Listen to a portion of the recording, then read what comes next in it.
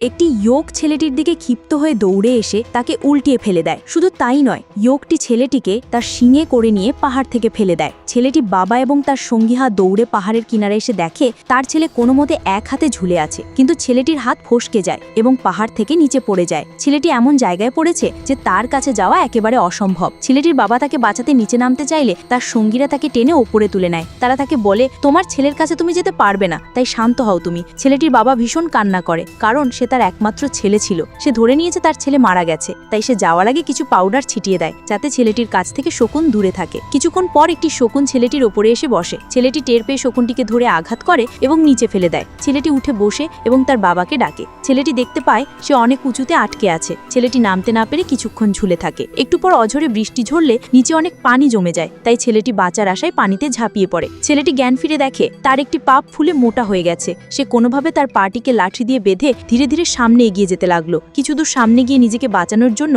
একটি পোকা খেয়ে ফেলে, আর তখনই ওখানে কতগুলো নেকড়ে চলে আসে। সে কোনোভাবেই নেকড়ে থেকে নিজেকে বাঁচিয়ে একটি গাছে উঠতে গেলে একটি নেকড়ে তাকে তার পায়ে কামড়ে ধরে, আর ছেলেটি একটি ছুরি দিয়ে নেকড়েটিকে আঘাত করে নিচে ফেলে দেয়। রাত হয়ে গেলে সব নেকড়েগুলো চলে যায়। সকালে ছেলেটি গাছ থেকে নেমে ওই আহত নেকড়েটিকে মারতে যায়, কিন্তু ছেলেটি নেকড়েটির চোখে তাকালে তার জন্য ছেলেটির অনেক মায়া হয়, তাই সে নেকড়েটির মুখ বেঁধে কোলে করে নিয়ে যায় এবং তাকে খাওয়ার জন্য পানি দেয়। এখন ছেলেটি এবং নেকড়েটি ভালো বন্ধু হয়ে গেছে। ছেলেটি চাওনা সত্ত্বেও একটি খরগোশকে মেরে খাবার ব্যবস্থা করে। তারপর সে আগুন ধরিয়ে খরগোশ ফ্রাই করে নিজে খায় আর নেকড়েটিকেও খাওয়ায়। তারপর নেকড়েটি কিছুটা সুস্থ হলে ছেলেটি নেকড়েটিকে যেতে বলে, কিন্তু নেকড়েটি তাকে ছেড়ে যেতে চায় না। ছেলেটি সামনে এগিয়ে যেতে লাগলো আর নেকড়েটিও তাকে ফলো করতে লাগলো। এখন তাহলে ছেলেটি কি তার বাবার কাছে পৌঁছতে পারবে?